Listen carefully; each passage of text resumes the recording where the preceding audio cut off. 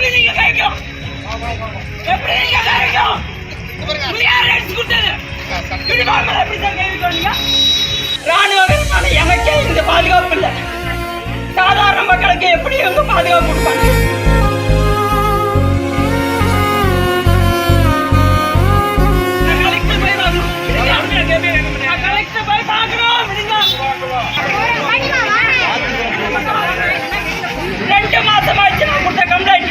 இதுவரையும் எந்த ஆக்ஷனும் எடுக்கல.